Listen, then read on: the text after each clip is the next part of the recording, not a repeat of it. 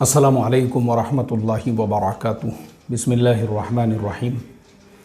नहमदुहु व नुसल्ली अला रसूलिहिल करीम व अला आलिहि व अस्हाबिहि अजमाइन, अम्मा बाद। मोहतरम भाइयों, बुज़ुर्गों, दोस्तों, देखो अभी मैं सफ़र पर था तो बहुत सारे नौजवानों से मेरी मुलाकात हुई और कई नौजवान ऐसे थे जिनको MBA करके 2-3 साल हो गए, किसी को MCA करके 1-2 साल हो गए, किसी ने BCA किया हुआ है, कोई ग्रेजुएट है। और माशाल्लाह तकरीबन मिलने वाले तो ऐसे थे जिनमें से कंप्यूटर चलाना तो हर एक को आता था, यानी 10वीं 12वीं तो पास थे ही और कंप्यूटर तो हर एक को चलाना आता था। अब सबका मसला ये था कि वो जॉब नहीं मिल रही है, हम लोग जॉब तलाश कर रहे हैं। देखो आज के ज़माने में अल्लाह तबारक व तआला ने रोज़ी को इतना आसान कर दिया है, इतना आसान कर दिया है, इतना आसान कर दिया है, हम अंदाज़ा भी नहीं लगा सकते। पहला ज़माना कैसा रहता था, न्यूज़पेपर के अंदर जो है ना एडवर्टाइजमेंट आता था। मराठी न्यूज़पेपर में आप देखो एक पेज होता है, उस पर लिखा होता है पाहिजेत, और फिर उसमें सब कैटेगरीज़ लिखी हुई होती थी, इस काम के लिए, उस काम के लिए। अब आदमी को वहाँ तक सफ़र करना पड़ता था, जाना पड़ता था, और फिर उसके बाद वो रिजेक्शन और एक्सेप्टेशन, ये सारी बातें वहाँ जाने के बाद, यानी इतनी तकलीफ़ उठाना पड़ती थी, उसके लिए 2-4 दिन 8 दिन देना पड़ते थे। अब देखो अल्लाह ने रोज़ी को इतना आसान कर दिया, इतना आसान कर दिया, इतना आसान किया। हमारा 2.25 घंटे का वेबिनार है जिसमें जॉब से रिलेटेड जो एक्सपर्ट्स थे उन लोगों ने उसके अंदर आपकी पूरी रहबरी की है, किन किन वेबसाइट्स के ऊपर आप लोगों ने अपना प्रोफाइल बनाना चाहिए, इंटरव्यू कैसा देना चाहिए, उसको कैसे आपने क्रैक करना चाहिए, और किस तरीक़े से आपका जो है किस तरीक़े से आपका अपॉइंटमेंट हो सकता है, किस तरीक़े से आपको जो है जॉब मिल सकती है।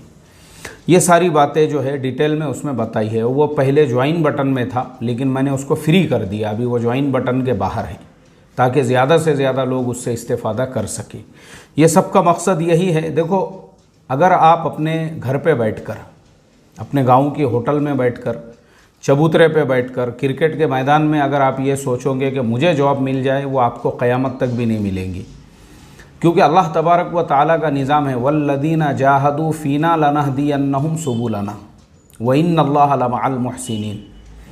जो लोग मुजाहिदा करने वाले हैं, कोशिश करने वाले हैं, जिन लोगों के अंदर जो है ना एक आग लगी हुई है कि भाई मुझे कुछ करना है, तो अल्लाह ताला की मदद और नुसरत भी ऐसे लोगों के साथ में है। अब आप बोलेंगे नहीं मुझे घर बैठे मिले, नहीं मिलेंगी, तो मैं आज जो है ना आपको बहुत सारी मुफीद और कारआमद बातें बताने वाला हूँ, ख़ास तौर पे रोज़ी रोज़गार और जॉब से रिलेटेड। इसको ध्यान से सुनो। सबसे पहली चीज़, आपकी जितनी भी वेबसाइट्स हमने वो उसमें बताई हुई है, चाहे naukri.com हो, मॉन्स्टर हो, इंडीड हो, और तमाम पे आप पहले तो अपना प्रॉपर प्रोफाइल बना के रोज़ उसको अपडेट करें, रोज़ एक मरतबा उसको देखने का। जो भी आपको फ़ोन आएंगे उसका प्रॉपर आप जवाब देना।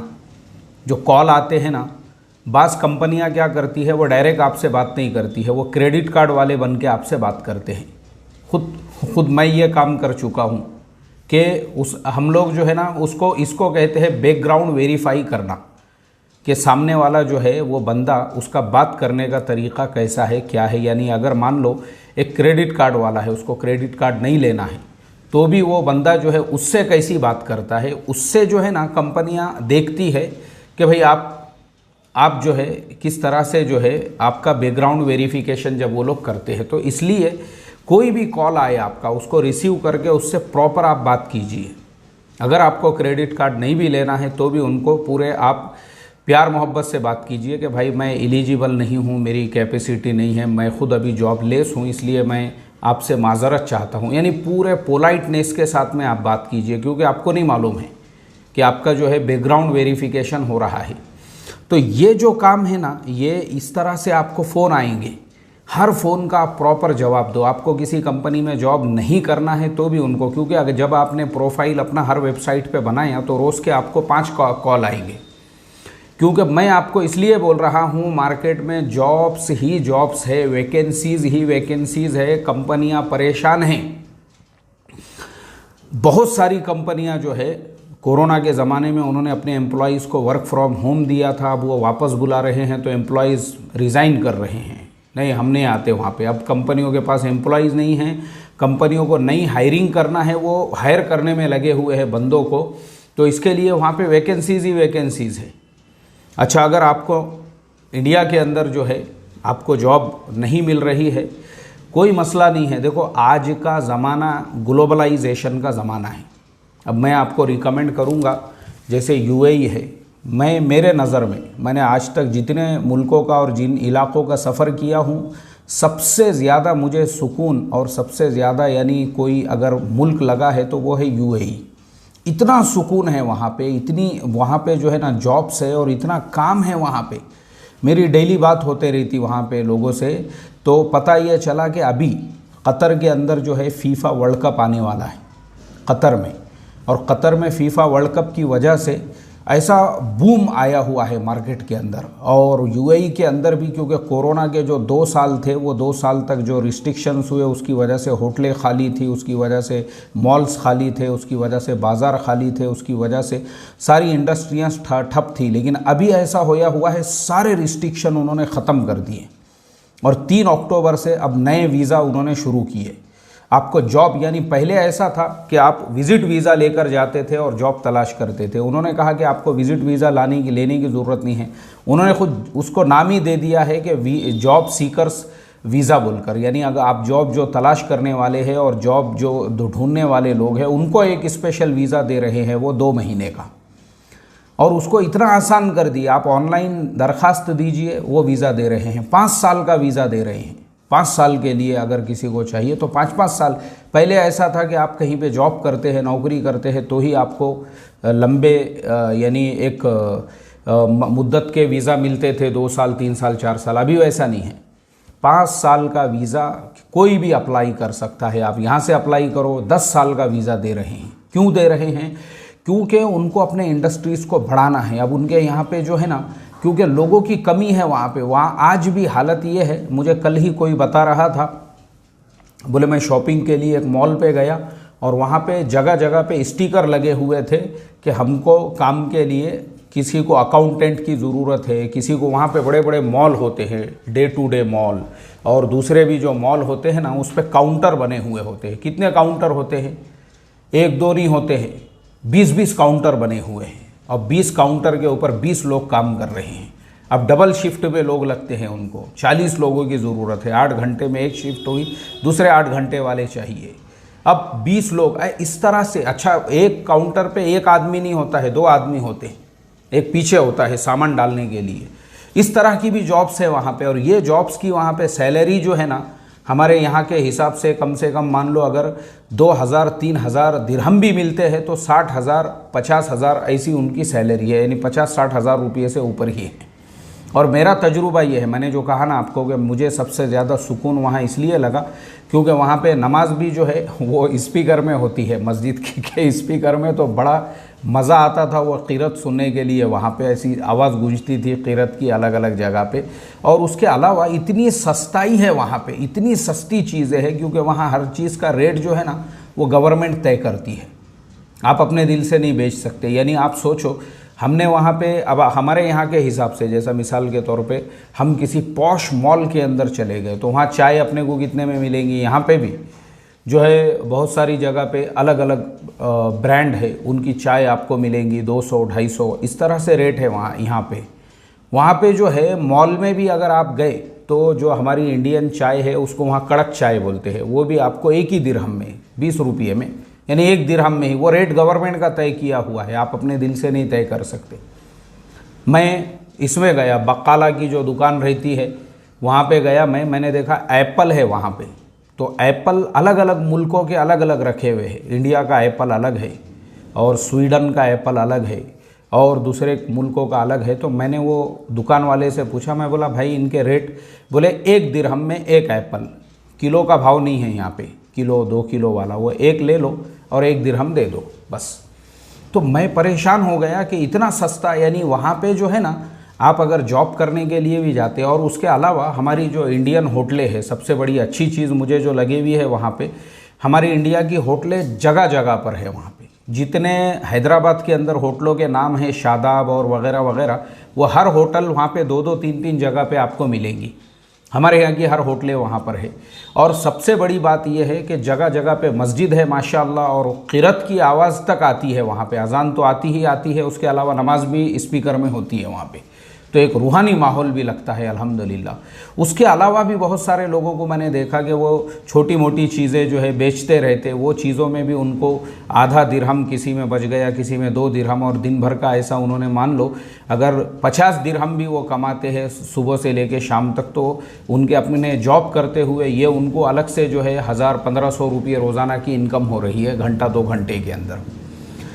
तो मैं यही रिकमेंड करूँगा, हमारे ये जितने नौजवान मुझे मिले थे और जो जॉब तलाश कर रहे हैं, देखो आपको जो है ना, अगर आप अपने ज़िंदगी में कुछ बनना है तो आपको जाना पड़ेगा। मेरी रिक्वेस्ट है पूरी दुनिया और हमारे जो दूसरे भाई है, यानी जैसे हमारे हिंदू भाई है, दलित भाई है, दूसरे समाज के जो भाई है, वो आपको जगह जगह पे यूएई के अंदर नज़र आएंगे। यानी उनकी दुकानें, उनके मॉल्स, उनकी हर चीज़, क्योंकि उन लोगों को इसकी कीमत और कदर पता चल गई है कि भाई ये हमको जो है ना अमेरिका जाने की, यूके जाने की और यूरोप जाने की ज़रूरत ही नहीं है। हमारे लिए इतना बेहतरीन बिज़नेस का जो हब है वो यूएई है। इस तरह से उन्होंने जो है यूएई को एक हब बनाया हुआ है। अभी तो हमने एक न्यूज़ ये भी पढ़े है कि वहाँ की गवर्नमेंट ने ऑफिशियली जो है ना इतना बड़ा वहाँ पे ज़मीन दी उसने मंदिर बनाने के लिए, और वो मंदिर भी तामीर हो चुका है। और उसके तामीर होने के बाद में, क्योंकि अब बहुत सारे मुसलमानों ने इस पे इश्काल भी किए कि भाई यूएई गवर्नमेंट ने जो है अपने मुल्क के अंदर इतने बड़े मंदिर के तामीर के लिए उन्होंने जगह भी दी और वो तामीर भी हो गया और उसका इफ्तिताह भी हो गया। ये इश्काल करने की चीज़ नहीं है। वो बिज़नेसमैन लोग हैं, वो बिज़नेसमैन लोग हैं, उनको जहाँ से प्रॉफिट मिलेगा, जहाँ से उनको अर्निंग होगी, जो कौम हमारे हिंदू भाई वहाँ जाके प्यार से, मोहब्बत से, अमन से, इत्मीनान से रह रहे हैं, उनको रिवेन्यू दे रहे हैं जनरेट करके, उनकी वजह से मुल्क में रोज़गार बढ़ रहा है, तो गवर्नमेंट को क्या लेना देना है उससे। कुरान करीम में अल्लाह ने फरमाया ना, लकुम दीनुकुम वलिय दीन, तुमको तुम्हारा दीन, हमको हमारा दीन, साफ लफ्ज़ों में। तो मसला ही ख़त्म हो गया वहाँ पे। अब ये और बात है कि आप प्यार से, मोहब्बत से, हिकमत से आप उनको किस तरीके से दावत दे सकते हैं, ये आपका अपना करने का काम है। लेकिन गवर्नमेंट ने क्या किया, उनका जो कॉन्फिडेंस है वो जीतने के लिए उनको जगह भी दे दी, कोई मसला नहीं है उसके अंदर। तो आप भी करो ना वैसा, जाओ आप वहाँ पे। अब जब आप अपने गाँव के चबूतरे नहीं छोड़ेंगे, आप अपने क्रिकेट के मैदान नहीं छोड़ोगे, आप अपने बस्ती की होटलें नहीं छोड़ोगे, और आप ये बोलोगे अरे यार मुझे जॉब नहीं मिल रही, तो कहाँ से मिलेंगी। और ये हमारे जो भाई है, आप देखो वहाँ पे कितना, मतलब वो उनका डेडिकेशन है, उनकी कितनी मेहनत है वहाँ पे, कैसा वो अपने कितना यानी कुर्बानियाँ हैं उनकी, तब जाके वो वहाँ पे इतने स्टेबल हुए और वहाँ की गवर्नमेंट का भरोसा जीते उन्होंने, कि गवर्नमेंट ने आज उनको मंदिर तामीर करने के लिए इतनी बड़ी जगह भी दी और उन्होंने जो है अपना मंदिर भी तामीर किया। तो ये हमारे लिए नसीहत है। तो मैं यही रिक्वेस्ट और दरख्वास्त करूँगा भाई कि अभी जो जॉब्स है ना, जॉब्स ऐसी वैकेंसीज़ ही वैकेंसीज़ है, चाहे वो यूएई हो, चाहे वो कतर हो, अरब मुल्कों के अंदर भी, क्योंकि ये हमारे लिए आसान है। हमको अमेरिका, कनाडा, यूएस, यूके और वो नंबर लगाने की ज़रूरत नहीं है यूरोप के मुल्कों में। यहाँ गए तो अपने को ऐसा लगता है हम अपने देश में ही हैं, क्योंकि हर आदमी हिंदी उर्दू बोलने वाला आसानी से वहाँ पे हर जगह पे मिल जाता है। तो इसके लिए मैं यही कहूँगा कि अगर कोई जॉब तलाश करना चाहता है ना, उसके लिए यूएई सबसे बेहतरीन ऑप्शन है। पहले तो ऑनलाइन आप फाइंड आउट करो, अगर आपको ऑनलाइन नहीं मिलता है, जाओ ना वहाँ पे, जाओ वहाँ पे, आप 2 महीने का वीज़ा खुद गवर्नमेंट दे रही है, जाओ जाके आप खुद ढूंढो। पहले छोटे से छोटी भी जॉब मिल जाती है, भले आप इंजीनियर हो, चाहे आप बीसीए, एमसीए, एमबीए हो। अगर आपको किसी मॉल के काउंटर पे खड़े रहने की भी जॉब मिल जाती है, कम से कम आपका खर्चा पानी निकलेगा, और उसके बाद आपका जो डेजिग्नेशन है उसके हिसाब की जॉब तलाश करो, वो मिल जाएंगी आपको आसानी के साथ में। तो मैं यही कहूँगा आप सब लोगों को, क्योंकि मुझे सफ़र के दरमियान में कई लोग मुलाकात के मिलने के लिए आ रहे थे, और अक्सर लोगों का यही तकाजा था रोज़ी रोज़गार और कारोबार के लाइन से। तो मैं यही कहूँगा भाई कि मेहनत करो, कोशिश करो, ऑनलाइन भी तलाश करो, और नहीं तो अपना बोरिया बिस्तर लेके जाओ 2 महीने और तलाश करो और फाइंड आउट करो। ज़रूर आपको अच्छे से अच्छा रोज़गार मिलेगा और आपकी लाइफ चेंज होगी, पूरी दुनिया देखने के लिए मिलेंगी आपको, लोग वहाँ पे कैसे जीते हैं, कैसे रहते हैं। तो आपको खुद जो है ना ये लगेगा कि यार जो काम मुझे आज से 5 साल पहले करना चाहिए था, मैं तो लेट हो गया ये करने में, ये आपको एहसास होगा और मेरी बात याद आएगी आपको। तो बस मैं तो अल्लाह से यही दुआ करता हूँ, अल्लाह हर एक को हलाल रोज़ी अता फ़रमाएँ। अस्सलामु अलैकुम व रहमतुल्लाहि व बरकातुहू।